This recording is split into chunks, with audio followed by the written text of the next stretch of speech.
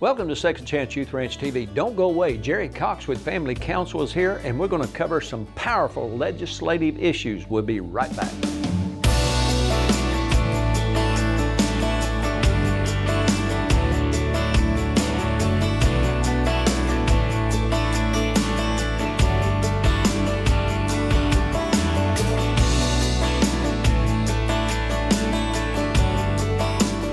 Welcome to Second Chance Youth Ranch TV. I'm your host, Perry Black, and on this show, we have Jerry Cox with Family Council, a personal friend. Want to be totally transparent, even though we've never had dinner.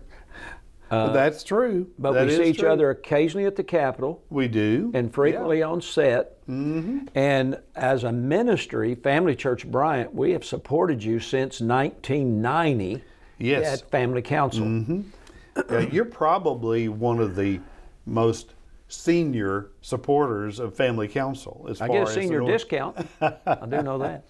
But we sure do appreciate it. We appreciate everybody around the state that helps us. I tell people it's like putting fuel in the gas tank. It gets us down the road. We appreciate it. So before we get too involved in all the legislative and social issues, we've supported, and we probably started as a baby church in a shopping center, $25 a month. We've gradually raised that a little bit. So do little gifts of $5 and $10 help y'all help families in Arkansas? Boy, I tell you what, if I could have a bunch of $10, $20, $25 a month gifts, I'd take that over the big donations all day long. The one-time donations. Yeah, the big one-time ones, because those smaller donations, if you have enough of them, we'll do the math. Yeah. $125 gifts, that's $2,500 a month right there. I'll make it simpler than that. Yeah. There's 3 million people in Arkansas, 3 million. If everybody would give $1, Yeah. we could solve the foster care crisis. We could assist families that are struggling through Family Council, all these legislative issues. So it's but a lot of people watch and say, well, I just don't have much. Jesus saw a widow give 2 mites, said she outgave everybody, not just all the rich people, all of them put together. Yeah. Yeah. And that's just a reality. And I see it all the time at the office, where we do have some people, a lot of people really, that are very faithful $25 a month donors. They've been doing that for years, and you do the math, it adds up to thousands of dollars over time. So it is a big help. But you know, God meets our needs, doesn't He? He absolutely does. Through good people out there. Now, for anybody that sees you in the news and they recognize your face and they've heard of Family Council, let's give them about a small paragraph. You're a Lake Village, Arkansas guy, is that right? Well, I taught school down there for about 5 years. I actually grew up in Sevier County, in the other corner of the state. And so that's my home, is around Dirksen, DeQueen, Nashville area and all. But I've been, the song I've been everywhere, when it comes to Arkansas, I believe I've been just about everywhere. So you're an Arkansas guy, and somehow you went from education. So give us a little brief synopsis. How'd you go from being an educator to founding Family Council how many years ago?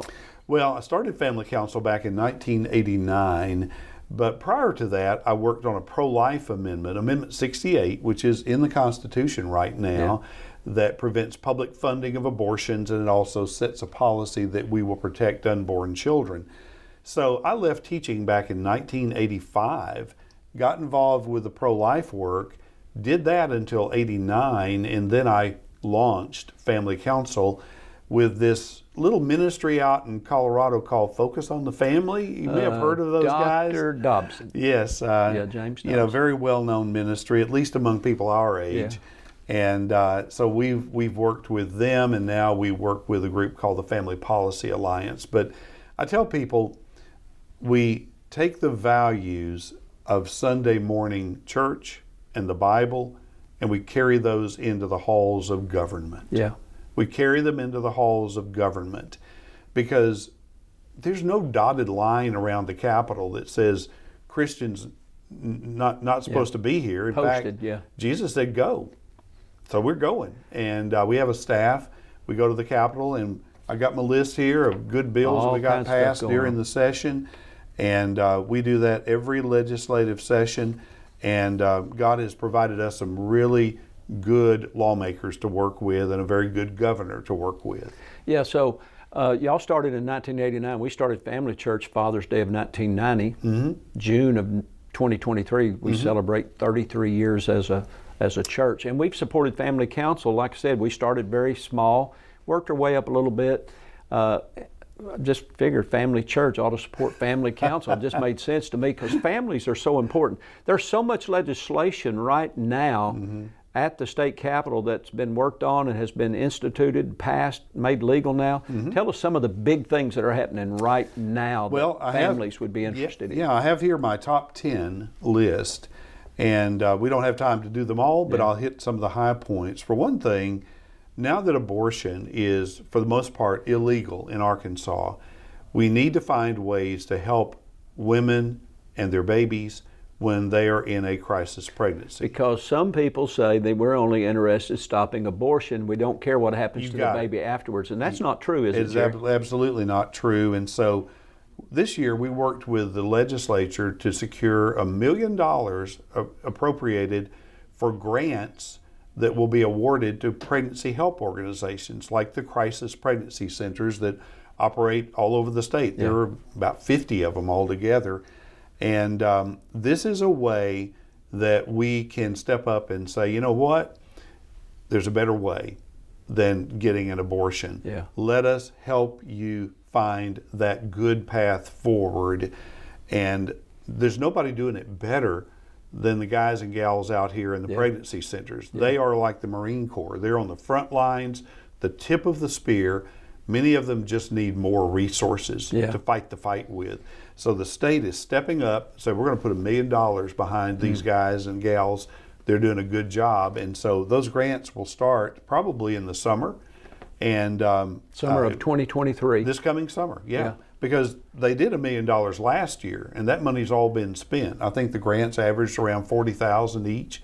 Well, that's real money. To help these centers. Will some of those grants be for is it a sonogram that they put the jelly on the belly and they show you the baby? Yes, and what you do is the center tells the Department of Finance and Administration what they need the money for. And they might say ultrasound machine, staff salaries, diapers, baby formula, whatever it is. They make their list. DFNA looks at the list, says, yep, looks good to us. Here's your money. Go spend it the way you promised. What's the percentage when a young lady or a lady who's contemplating an abortion, when they see the baby on that sonogram? I think the number that decide not to go through with the abortion is well over half. It may be approaching 2/3.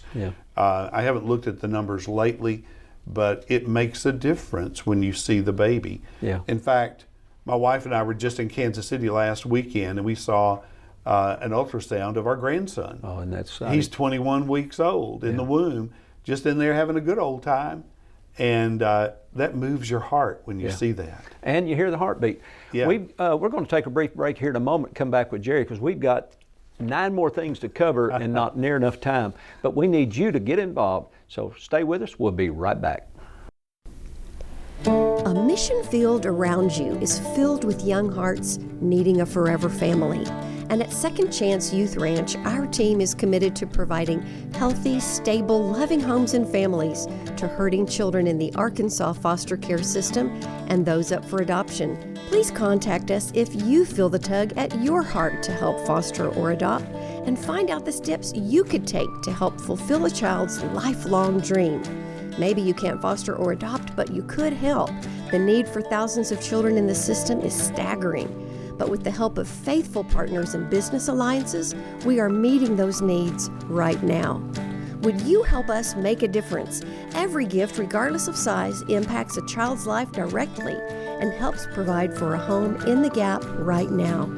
Visit the Second Chance Youth Ranch website at 2CYR.org to read more, watch the stories, and to make a contribution for a hurting child's care. Monthly partners are needed, so please contact us right away.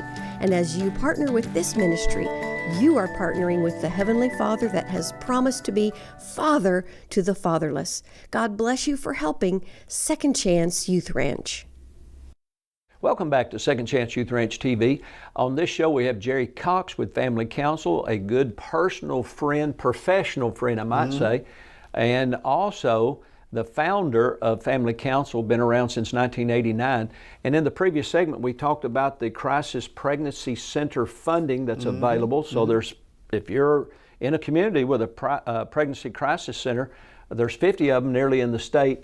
They can contact Family Council. They can. And because y'all are coordinating all of those centers together. We can point them to the money. Yeah. There's grant money out there available from the state of Arkansas that they need to know about, and we can help them with that. To help the center help the girls and the young ladies that need an opportunity and good information to save a baby's life, and the post-abortion trauma that women experience. Sure. Yeah. Because we've made abortion illegal in Arkansas. Let's all step up and make it irrelevant. That's the Christian community. If we'd do that, we would truly change the world, and the world needs to change, and I'm not waiting for the world to change. A little singing for you. What's the next big thing on that's happened at the state capitol? Well, we have our top 10 list here. We'll probably get through a couple more, but one is Arkansas now has what I'm told is the best religious freedom law in the nation. Not just a good law, but the best in the country. Don't we have religious freedom in America? Well, we want to keep it that way, don't we? Yeah. And I think we all know that there are times when people are forced to bake a cake, or a coach can't pray after a ball game. Yeah. Or if you're up in Canada, they start meddling in what preachers preach on. Or arrest you. Yeah. And so what we were able to do was to upgrade our religious freedom protection law here in the state of Arkansas by adding clear definitions and just making it more clear to judges when they make rulings, when people are saying my religious freedom is being infringed upon, to give the judges more guidance in ruling in favor of religious freedom. And so it would take a little while to get into the depths of that, but when we were talking earlier, I said this good law is like an airbag in your car. You won't know it's there until you need it.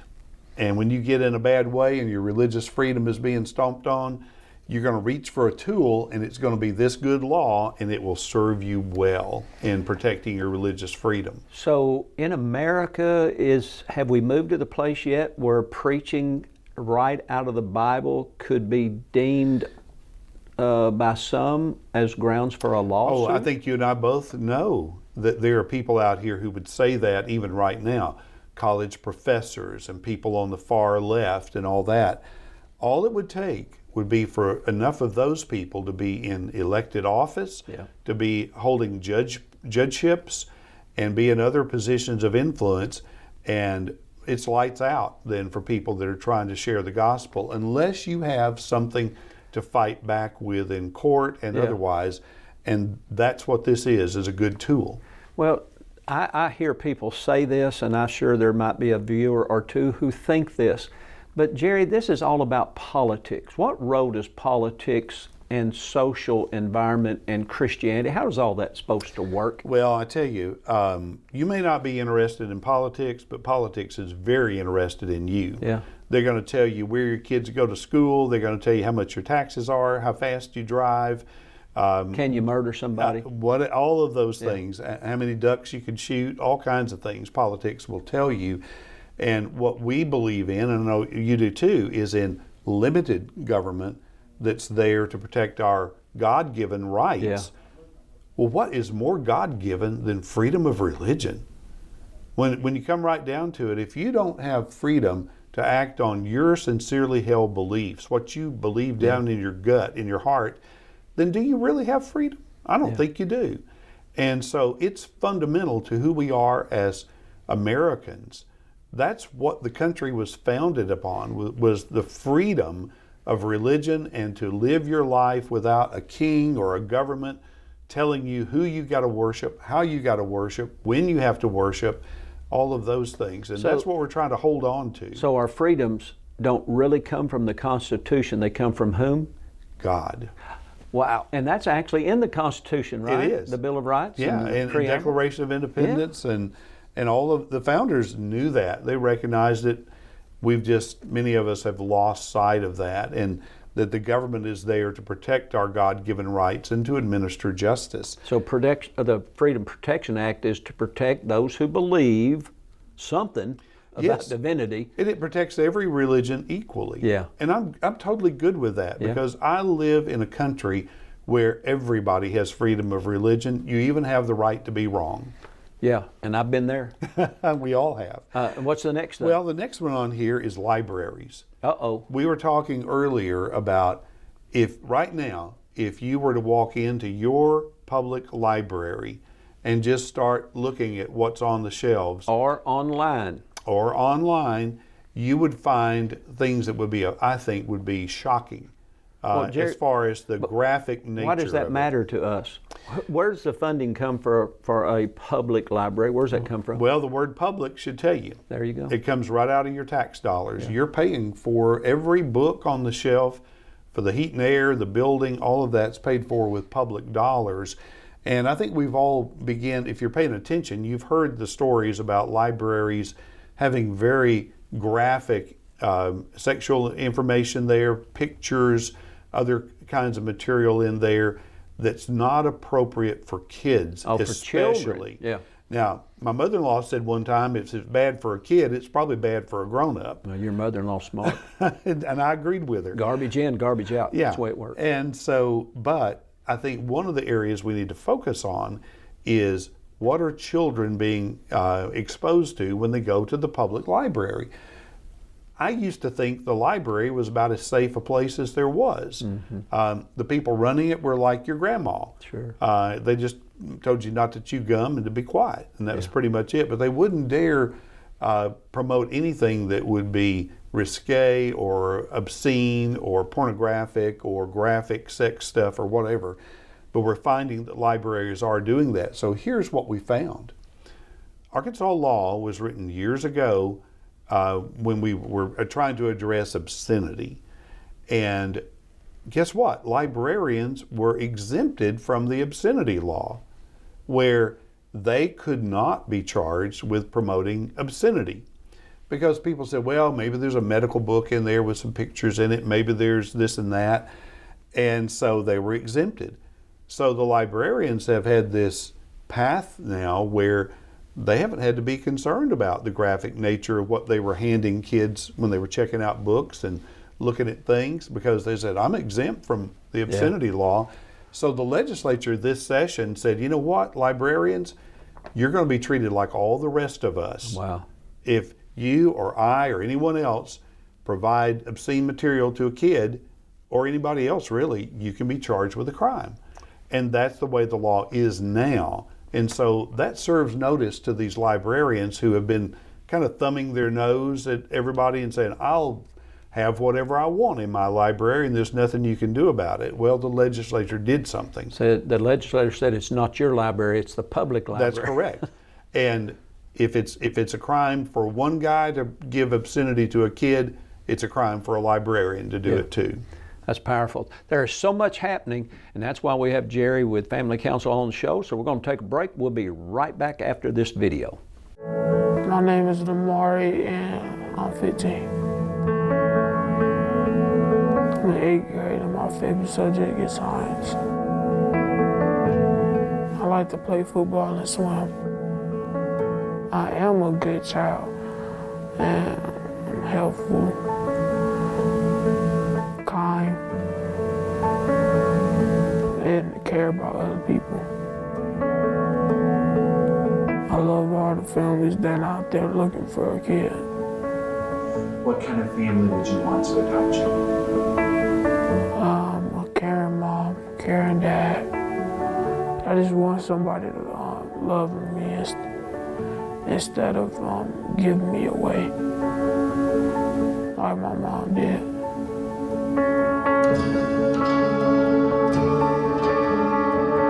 What would you want to do as a family? See new things, go on trips. What's it like not having a family? It's not like you wanted it to be. What do you want your life to be like? Peaceful, and not having to be in facilities and going back places to places that I don't belong. Just know that I can always be kind and care about others.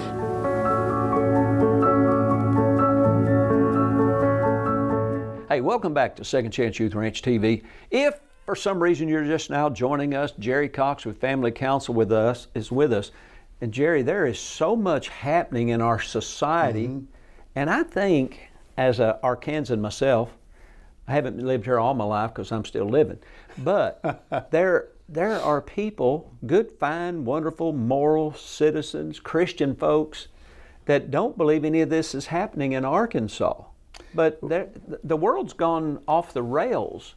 Well, and that's so true. Many of us have just kind of been living our lives, and we don't realize how quickly the world around us is changing. Yeah. Especially like the online world with the internet and all that. If people don't spend a lot of time messing around on there, you don't realize the power that's there to influence people, maybe for good, but a lot of times for evil. Yeah. And during the legislative session, I'd never really thought about this, but hats off to our good friends down in Louisiana. They had a good idea. Yeah.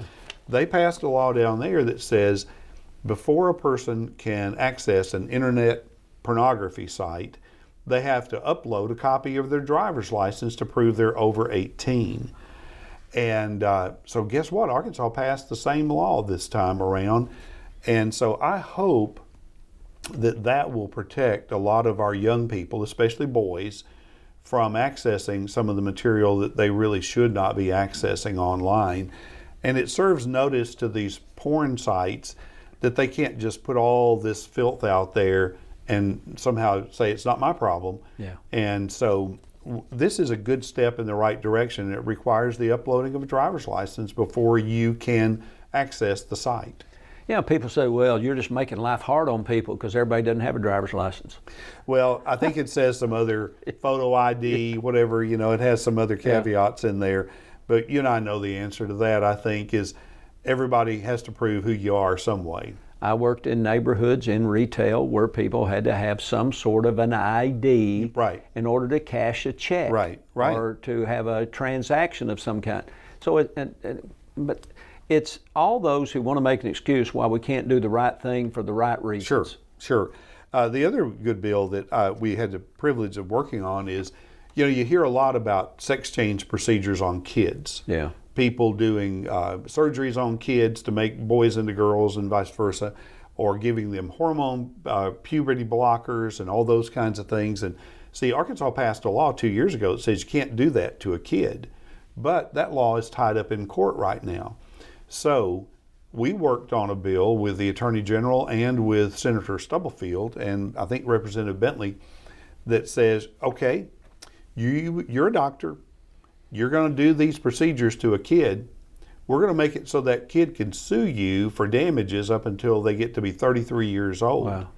And so if somebody gets a 5-year-old boy or girl in here and they do bad things to them, and that person is not able to make that decision on their own, they can hold that doctor accountable all the way until the victim of that is 33 years old. Yeah. So I hope that makes people say, you know what, if I'm going to do something, I better be sure that it's done in such a way that I don't get myself sued down the road. And so that's a good law that, quite frankly, protects trans individuals or anybody that's been harmed by one of these procedures would be able to sue until they're age 33. Well, we don't typically, other without a hardship, you don't get a driver's license until you're 16.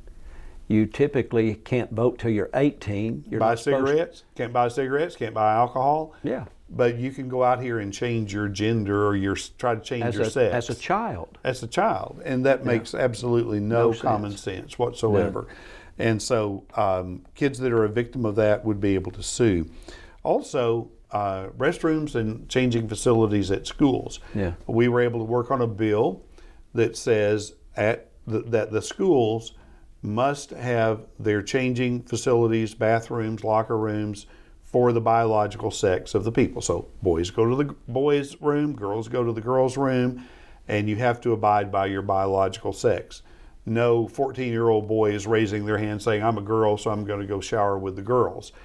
If a person is uncomfortable with either boys or girls facilities, the school can set up a separate facility for them where they're in there individually alone. Yeah. And so I think that's also a good law that protects the privacy of our kids. People say, well, what about the student that's having gender issues? We need to have sympathy for those students. Sure. But on the other hand, what about the other 25 kids that are in the dressing room whose privacy is about to be invaded if you allow that person of the opposite sex in there? They have rights too. Yeah. And we're trying to balance that. Yeah. It seems that we've come to a place where we're catering to a very, very small percentage of people and forsaking the rights of 94 or 98% of the population. That is correct. That is correct. And of course, we had the Arkansas Learns Act, the Comprehensive Education Reform Bill. That would be half a dozen shows because that bill was 144 pages long. It does provide funding for kids to go to non-public schools or home schools. Much of that will not kick in for another 2 or 3 years. Yeah. So don't expect a lot of changes this fall, but it will be a gradual process. Yeah, and it's currently under a lawsuit as well. It is, and there will be a lot of wrangling and weeping and gnashing of teeth over that. Sounds like politics. It is. But you know, those of you that are viewing, all of these issues, you say, well, this Second Chance Youth Ranch, what does this have to do with fostering, mentoring, and adopting? Actually, everything. Because everything we've talked about on this show, and we didn't cover the top 10, that all impacts the family. It does. And the family is disintegrating. It's under attack. It has been for decades. And that, when the family's under attack, that impacts fostering. Sure. Because more kids enter the system. Think about how stable the world would be if every child was able to grow up in a stable home with a mom and a dad. Yeah. How much more, and I realize not everybody gets to do that, but I sure wish everybody could. I wonder whose idea was it to have a mom and a dad? Let me see. Let us create man in our image, male and female. He created them. I said recently at church, God created male and female. Others, someone else created anything beyond male and female. That's correct. That doesn't sound loving and kind, but it is a living reality. And you either believe the Bible or you don't. That's correct. And we don't have the authority to change the Bible, but it has the power to change us. All these issues impact the family, and all the issues that impact the family impact fostering, mentoring, and adopting. And that's why Second Chance Youth Ranch TV is on the air, is to get you involved and get you informed, to get you engaged, because when good people do nothing, tyranny reigns. So we encourage you to contact us right here at 2CYR-TV or 2CYR.org or Family Council and support the work of Family Council and Jerry Cox. Thanks for being on the show. So glad to be here. And we'll see you next time. Bye-bye.